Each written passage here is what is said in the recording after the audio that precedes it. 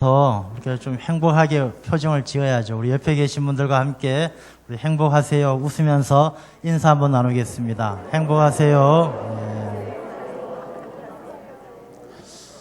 우리 오늘 본문의 이 이사야서는 구약 성경에서 복음서다라고 불리워지는 그런 말씀입니다. 구약의 복음서다. 왜냐하면은 이 이사야서에는 예수 그리스도를 의미하는 예표하는 그런 말씀이 많이 나와 있고, 또한 이 이사야서를 통해서 예수님에 대해서 명확하게 설명해 주는 내용들이 많이 나오게 됩니다. 그래서 이사야서는 복음서다 그렇게 이야기를 합니다. 그리고 이 이사야서는 우리에게 영적인 상태를 잘 점검할 수 있도록, 그러니까 우리의 영적 상태가 어떤지를 잘 검진할 수 있도록 우리에게 많은 것을 시사해 주는 그런 내용들을 담고 있습니다. 그래서 오늘 본문의 말씀을 통해서도 우리가 나의 영적 상태가 어떤지를 한번 깊이 살펴보고, 또 하나님께서 우리에게 들려주시는 하나님의 부르심에 합당한 처방을 받는 그런 귀한 시간이 되시기를 축원합니다. 자기 자신을 잘 안다는 게 굉장히 중요합니다. 우리 육신도 자기가 어디가 문제가 있는지를 알아야 자기의 병을 고치는 거예요. 자기 자신이 상태가 어떤지를 모르면 나중에 때를 놓치면 돌이킬 수 없는 그런 어려움을 당하게 됩니다. 그래서 육신도 자기 자신을 잘 알아야 자기가 어디가 아픈지 문제가 있는지, 그래야 건강하게 살아갈 수가 있습니다.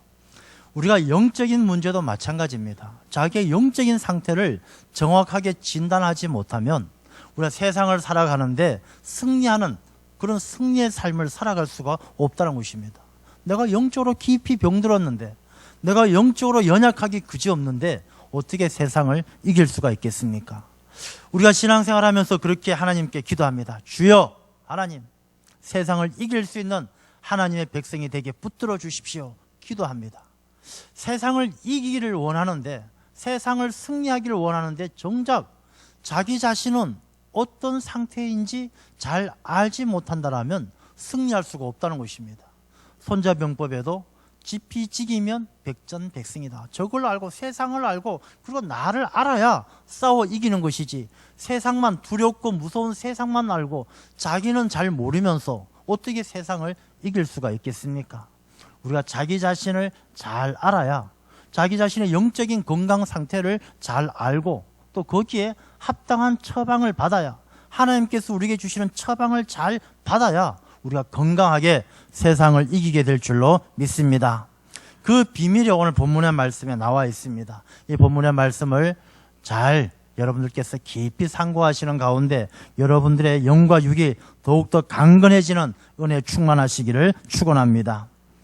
오늘 본문의 말씀은 우시야 왕이 죽던 해에 내가 본즉 이렇게 시작합니다. 우시야 왕이 죽었다는 것은요, 세상이 달라졌다는 것을 이야기합니다. 뭔가 바뀌었다는 것을 이야기해요. 이 우시야 왕이 다스리던 그 시대는, 우시야 왕은 굉장히 능력 있는 임금이었어요. 그래서 우시야 왕이 다스리던 그때는 이 나라가 아주 부강했습니다. 뭐 경제적으로도 어려움 없이 또 다른 주변 나라보다도 훨씬 더 잘 사는 그런 나라가 되었습니다. 그런데 이 우시야가 살던 그때는 경제적으로나 나라의 힘은 세졌지만 사실 신앙적으로, 영적으로는 많은 침체기를 경험하던 바로 그런 때입니다. 그러나 세상의 사람들은 이 영적으로 침체된 것보다는 잘 살고 부흥하고 나라가 힘센 것을 좋아하는 거예요. 이 우시야 왕이 있던 그때에는 모든 사람들이, 이스라엘 사람들이 우시야를 영웅처럼 생각하는 거예요. 야, 우리나라 왕 멋지다, 좋다. 그러다가 우시야 왕이 딱 죽고 나니까 그 세상으로 잘 나가던, 세상의 성공을 추구하던 그 시대가 끝나고 나니까 이 이스라엘 나라의 모든 백성들이 영적인 공황 상태가 찾아오는 거예요. 어떡하지? 이젠 어떻게 살아야지? 이 한 시대가 끝나고 다음 시대를 우리가 어떻게 준비하지? 그런 어려운 상황을 맞이하게 되었다는 것입니다. 저는 이 말씀이 오늘 우리에게 이런 생각을 하게 합니다. 이제 2014년이 지나가면서 2015년을 우리가 어떻게 준비할까? 하나님께서는 한 사람 한 사람에게 하나님께서 합당하게 살아갈 수 있도록 메시지를 주시지만, 또 하나님은 그 시대 전체에게도 어떤 큰 사건을 통해서도 메시지를 주시는 거예요. 하나님께서 2014년을 지나가게 하시고 2015년을 준비하게 하시는 이때에 하나님께서는 분명히 우리에게 기대하는 바가 있다는 것입니다. 그래서 우리가 하나님의 음성에 귀를 잘 기울여서 지금 이때에 하나님께서 우리에게 원하시는 것이 무엇일까? 그것을 깨달아 알아야 우리가 하나님을 기쁘게 하는 그런 삶을 살 수 있지 않겠습니까? 오늘 본문의 말씀에 우시아 왕이 죽던 해에 이렇게 시작되고 그 뒤에 보면요, 5절 말씀에 보면 그때에 내가 말하되, 이 그때란 말이 나옵니다. 6절 그때에 그 서랍 중에 하나, 그때란 말이 나옵니다. 그리고 8절 뒤에도 보면 그때에 내가 이르되, 그때란 말이 나옵니다. 이 그때 이 타이밍이 참 중요한 거예요. 여러분, 하나님께서 우리를 부르시는 그때가 있는 거예요. 하나님 앞에 내가 결단해야 될 그때가 있는 거예요. 그 때가 어느 때인지 이 말씀은 우리에게 하고 있는 것입니다. 자, 우시아 왕이 죽었습니다. 내가 본즉, 이사야가 보았습니다. 뭘 보았느냐 하면 하나님의 거룩하심과 하나님의 영광을 보는 거예요. 하나님이 저 높은 보좌에 앉아 계시고 하나님의 옷자락이 온 성전 가운데 충만하고, 스랍은 천사들이죠. 날개가 6 달린 천사들이 하나님을 거룩하다 거룩하다 찬양하는 거예요. 이 날개가 6개인데 2개로는 얼굴을 가렸습니다. 얼굴을 가렸다는 것은, 이 하나님을 섬기는 천사들이 하나님 앞에 얼굴을 가렸다는 것은 하나님을 경외하고 두려워하고 하나님을 예배하고 하나님 앞에 자기 자신의 얼굴을 드러내지 못할 정도로 하나님을 경외하는 거예요. 그리고 2 날개로 발을 가렸다는 것은, 이 발이라는 것은 자기 자신의 존재를 말합니다. 자기 발로 자기가 걸어다니고 자기가 살아가는 삶을 이야기합니다. 그 발을 가렸다는 것은 나는 하나님 앞에 나의 존재는 아무것도 아닙니다. 겸손함으로 서게 되는 거예요. 그리고 2 날개로 날개짓하고 날아다닌다는 것은 하나님께서 말씀만 하시면 제가 순종하겠습니다. 그런 천사들의 자세를 보여주는 거예요. 이것은 우리에게도 시사하는 바가 있습니다. 우리가 하나님을 섬기고 하나님의 거룩함 앞에서는 우리가 하나님을 경외하고 예배하고 겸손하게 자기 자신을 낮추고 순종하는 삶으로 하나님을 섬겨야 한다는 것입니다. 자, 이 천사들이 이렇게 하나님은 거룩하다 거룩하다, 성전 가운데 연기가 가득 차고 하나님의 영광이 충만한 것을 이 이사야는 보게 된 것입니다. 여러분, 이 본다는 것은요, 놀라운 힘이 있습니다. 여러분, 보지 못하면 아무런 소용이 없어요. 자, 이런 여기 종이가 한 장이 있습니다. 여기에 어마어마한 수천억이 숨겨진 보물지도가 그려져 있어요. 이 보물지도가 있는데 이 보물지도가 내 눈에 안 보여요. 눈이 나빠서 안 보이는 거예요. 저도 뭐 나이는 얼마 안 되었습니다만 저도 이 작은 글씨가 잘 안 보이더라고요. 안 보이면 아무 소용이 없는 거예요. 이게 보물지도든 뭐 수천억이 담겨져 있는, 숨겨져 있는 장소를 나타내는 그런 보물지도라 할지라도 보지 못하면 아무 소용이 없는 거예요. 그래서 우리가 이 본다라는 것은요, 놀라운 힘이 있는 거예요. 이 글씨만 보는 것이 아니라 이 보게 되면 이 글씨 안에, 이 안에 숨겨져 있는 보물지도를 보게 되면 수천억, 뭐 말로 표현할 수 없는 그런 보물을 얻게 되는 거예요. 그 시작이 뭐냐면 보는 데서 시작되어지는 거예요. 이사야는 우시아 왕이 죽던 그해, 세상의 성공과 부귀를 쫓던 그 우시아 시대가 끝나고 세상을 바라보는 것이 아니라 이사야는 하나님을 보게 되면서부터 삶이 달라지는 거예요. 이사야가 여호와 하나님을 보게 되니까 이 마음이 움직이게 되고, 보면서 마음이 움직이면 그 사람의 인생이 바뀌게 되는 거예요. 뭘 보느냐가 중요한 것입니다. 우리가 하나님의 말씀을 본다라는 게 이 글씨를 읽는 게 아니에요. 이 보게 되면 이 안에 있는 하나님의 약속과 하나님의 놀라운 능력과 새로운 세상을 보게 되는 거예요. 우리가 본다는 것은 바로 그런 의미를 가지고 있는 거예요. 이사야는 보았습니다. 하나님의 거룩하심과 하나님의 영광을 보게 된 거예요. 이 영광을 보게 되니까 이사야가 뭐라고 이야기합니까? 하나님 앞에 자기가 죄인임을 깨닫는 거예요. 하나님, 나는 부정한 사람입니다. 나는 이제 망했습니다. 나는 죄인인데 이 죄인이 하나님 앞에 서게 되었으니까 저는 망했습니다. 자기의 죄를 깨닫는 거예요. 여기에서 이사야가 가지고 있었던 그 믿음의, 그 신실한 믿음을 우리가 엿볼 수가 있는 거예요. 하나님의 이 거룩한 모습을 보고 그 하나님을 보고 자기 자신의 죄를 발견한다는 것은 이사야가 가지고 있는 그 믿음이 얼마나 진실된 믿음이었던가를 알 수가 있는 거예요. 우리가 보석 감정사들, 보석을 보고 진짜인지 가짜인지 판별하는 사람들이 어떻게 그 보석 감정을 잘하게 되느냐 하면요, 이 사람들은 늘 진짜를 보는 거예요. 진짜를 갖다 놓고 늘, 야, 이 보석, 진짜 보석은 색깔이 이렇네, 빛깔은 이렇게 나고 모양은 이렇게 생겼네. 계속 진짜를 보다 보면요, 가짜가 딱 오면 아, 이거 가짜네, 금방 아는 거예요. 이것은 가짜다, 구별해낼 수가 있는 것입니다. 그런데 이 사람들이 계속 가짜만 보고 사는 사람들은 진짜가 딱 들어오면 그게 진짜가 진짜인 줄 모르는 거예요. 이런 가짜, 또 새로운 가짜가 하나 굴러 들어왔네, 그렇게 생각하는 거예요. 우리 신앙생활도 마찬가지예요. 진짜 하나님을 바라보고 사는 사람은 하나님께서 내게 찾아오시면, 야, 하나님께서 내게 은혜 주시는구나, 하나님께서 내게 능력 주시는구나, 금방 깨달아 아는 거예요. 그런데 아무리 하나님이 찾아오고 하나님이 이야기하고 하나님께서 내게 나타나셔도 그 하나님이 하나님인 줄 모르는 것, 하나님이 내게 은혜 주신 거 모르는 것, 하나님께서 나를 부르고 계시는 것을 모르는 것은 내 안에 있는 믿음이 진짜가 아니기 때문이에요.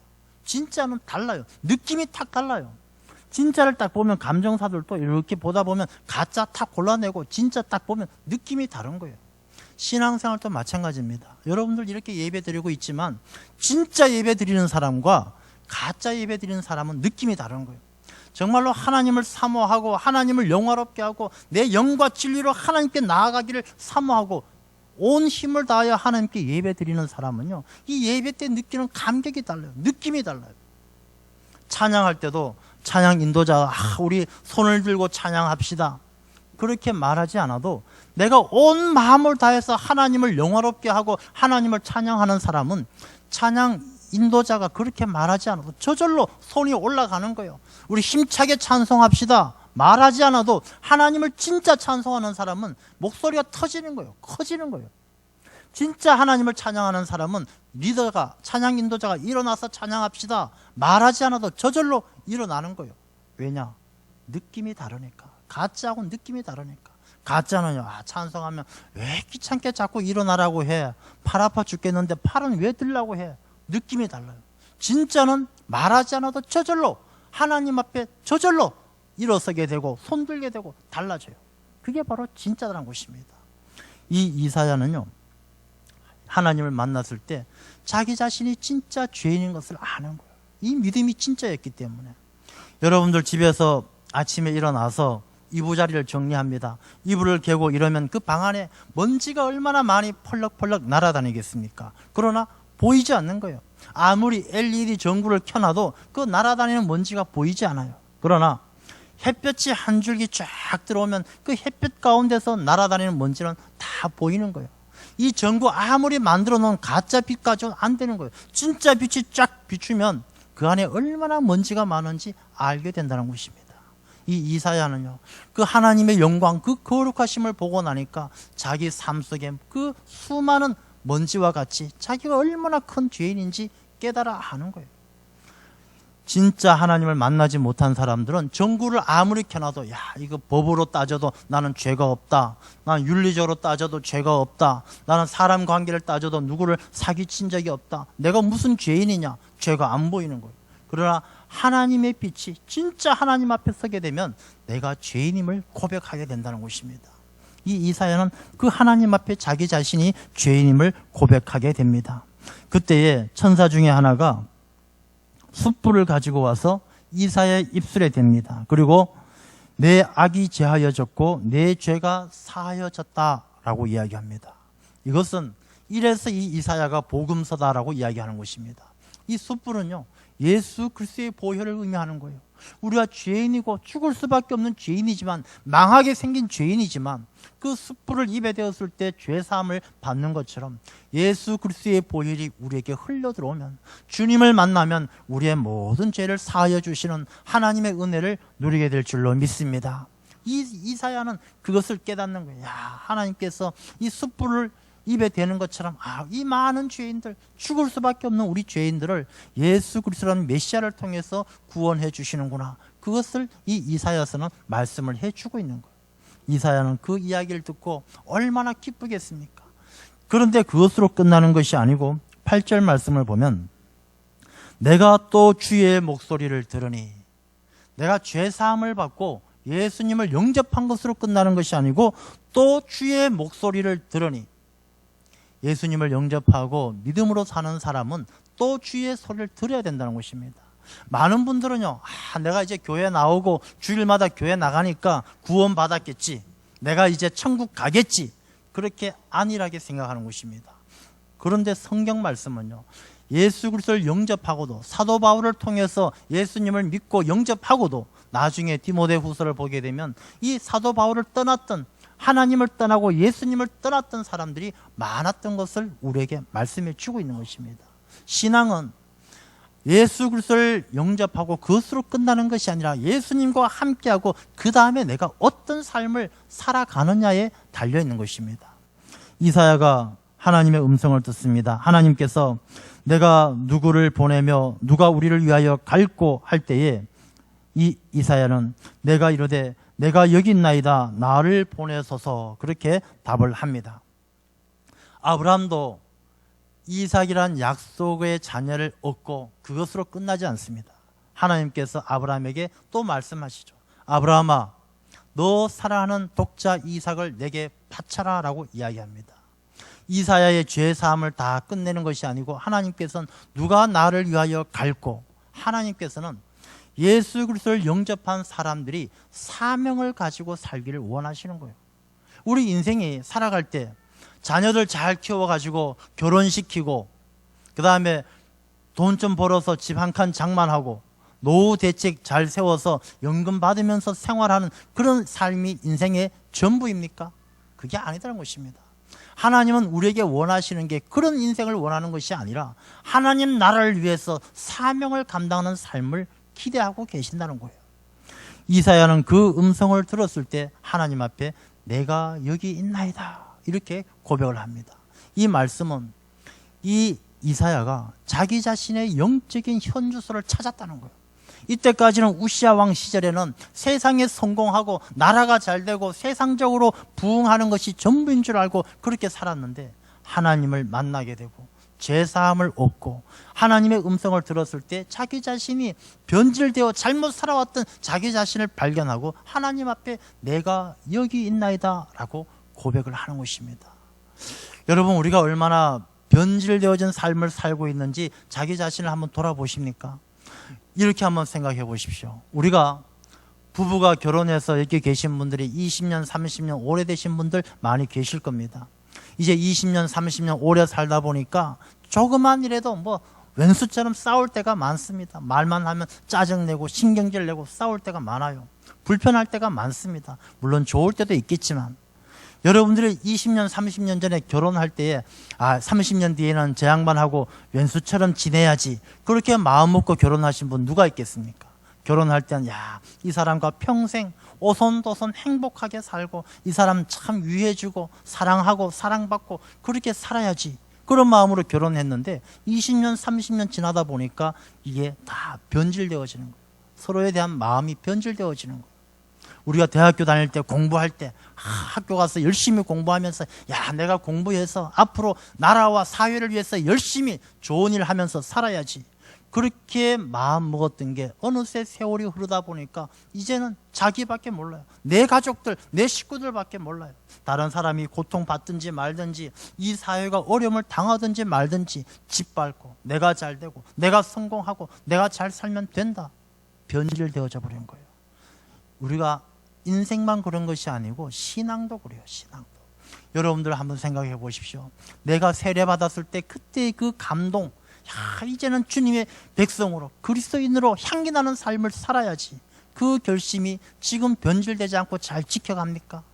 번사로 세워지고 장로로 세워지고 안수집사로 세워지고, 그 세워질 때 하나님 앞에 하나님, 이제는 정말로 내가 장로의 직분을, 권사의 직분을, 안수집사의 직분을 죽도록 충성하며 하나님만을 위해서 살겠습니다, 그렇게 결단하고 그렇게 약속했던, 하나님 앞에 서원했던 그 약속들이 지금은 변질되지 않고 잘 지켜지고 있습니까? 만약에 변질되어졌다라면 이 이사야처럼 하나님 앞에, 하나님 내가 여기 있나이다, 내 자신을 돌이켜야 돼요. 내 모든 영적 건강 상태를 체크해서 내가 세상 가운데 서 있는 것이 아니라 하나님 앞에 내가 여기 있나이다, 나를 보내소서, 하나님 앞에 사명을 감당할 수 있는 하나님의 일꾼으로 우리의 자리를 찾아가야 할 줄로 믿습니다. 우리가 그렇지 못한 경우가 너무나 많습니다. 우리가 교회 신앙생활 하시는 분들이 한 사람 한 사람이 영적으로 풍성해지고 영적으로 건강해져야 되는데, 이 사람들이 세월이 갈수록 육신만 점점 풍성해져 가는 거예요. 세월이 지나고 20년 30년 지나면서 몸은 점점 비대해져 가고, 저도 요즘 좀 다이어트를 하려고 애를 쓰는데 잘 안 되는 거예요. 살찌는 이유가 있어요. 왜 살찝니까? 살찌는 이유는 자기가 먹고 싶은 것만 먹고 자기 입에 맛있는 것만 먹고 배고프면 참지 못하고 먹기 때문에 살이 점점 찌는 거예요. 우리가 살을 안 찌기 위해서는 야채도 먹고 채소도 먹어야 되는데 먹어보니까 맛이 없거든요. 우리 교회에서도 성도님들의 건강을 위해서 주로 점심을 이 야채 중심으로 이렇게 준비를 하는데, 어떤 분들은 그러는 거예요. 우리가 염소가 맨날 풀만 먹고 살게, 그러는 거예요. 이게 맛이 없으니까 안 먹는 거예요. 그러다 보니까 점점 비만해지고 뚱뚱해지는 거예요. 300kg, 400kg 건강한 거 아니지 않습니까? 300kg, 400kg 나가는 분들 가끔씩 뉴스를 보면 병원에 한번 가려면요, 집 한쪽 벽을 다 뜯어내는 거예요. 벽을 다 뜯어내고 이게 지게차가 와서 사람을 들어가지고 덤프트럭에다 싣고 병원에 가는 거예요. 이게 육신만 그런 게 아니고 영적으로도 마찬가지입니다. 여러분들 영적으로도요, 내가 하고 싶은 것만 하고 내가 칭찬받고 싶은 것만 내가 앞장서서 일하고 남들에게 좋게 보이는 것만 열심을 내고 자기 입에 맞는 것만 먹다 보면 영적으로 그런 비만 덩어리가 되는 거예요. 건강한 게 아니에요. 이런 비만 덩어리는요, 애물단지가 되는 거예요. 이러지도 저러지도 못하고 방만 차지하고 있는 그런 애물단지가 된다는 것입니다. 우리가 건강하게 살기 위해서는 영적으로도요, 내가 힘들고 어려운 일이라도 하나님께서 찾으시면 내가 여기 있나이다, 나를 보내소서. 우리가 채소가 맛이 없더라도 채소를 잘 먹어야 육신의 건강을 지키는 것처럼 영적으로도 내가 하기 싫고 힘든 일이라도 내가 기쁨으로 감당할 때에 우리가 영적으로 건강해지게 될 줄로 믿습니다. 우리가 그런 삶을 살아가야 되는 거.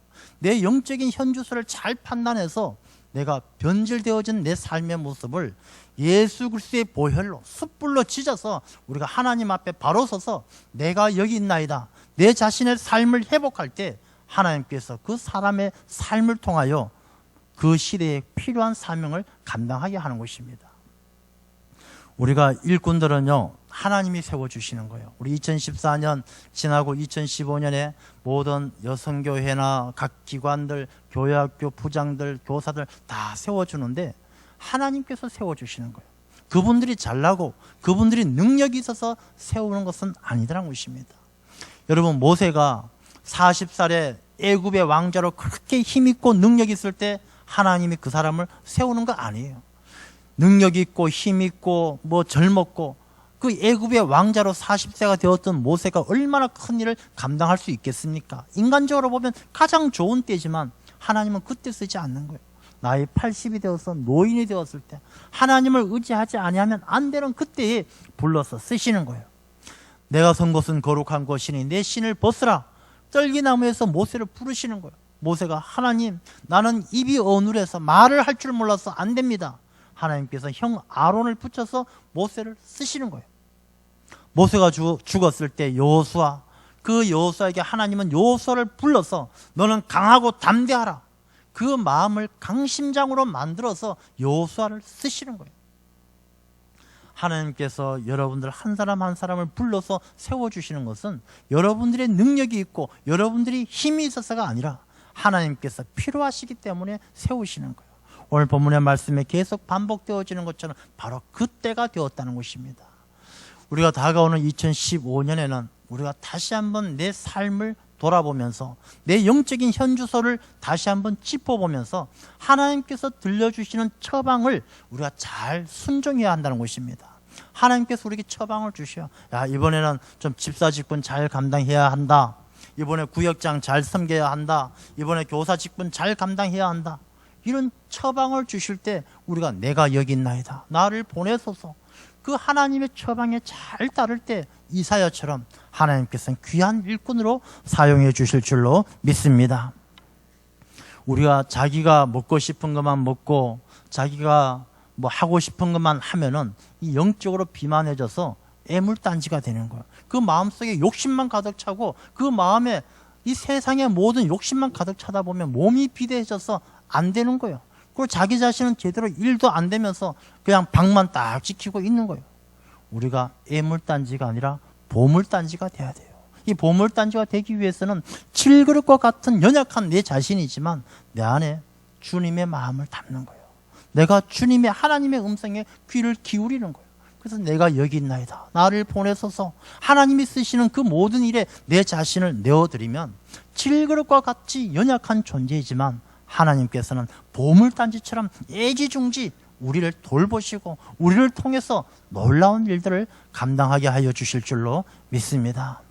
우리가 다가오는 2015년을 준비함에 있어서 망설이지 마십시오. 이제 여러분들 한 사람 한 사람이 지금 하나님께서 부르시는 그 음성에 귀를 기울이시고, 아, 내가 뭐 집 한 칸 장만하고 애들 결혼시키고 이것으로 내 인생을 잘 살았다라고 생각하는 그런 우시아 시대의 생각들을 다 버려버리고 이제 새로운 시대에, 아, 하나님께서 나를 부르신다. 내가 질그릇같이 연약하지만, 내가 나이도 많고 병도 들고 여러 가지 연약하지만, 그래, 내 남은 삶 가운데 하나님의 일에 쓰시겠다라면 내가 여기 있나이다, 나를 보내소서, 작은 일이라도 잘 감당하는, 하나님의 일에 귀하게 쓰임받는 그런 새로운 한 해를 준비해야 될 줄로 믿습니다. 뒤로 물러나지 마십시오. 피하지 마십시오. 머뭇머뭇거리지 마십시오. 성경 말씀엔 물러나지 마라, 머뭇머뭇거리지 마라, 부르실 때, 하나님이 부르실 때 순종하라, 그렇게 말씀하십니다. 2015년 여러분 한 사람 한 사람이 새로운 시대에 귀한 일꾼으로 쓰임받는 복된 날이 되시기를 축원합니다. 기도하겠습니다. 아버지 하나님, 우시아 왕이 죽던 해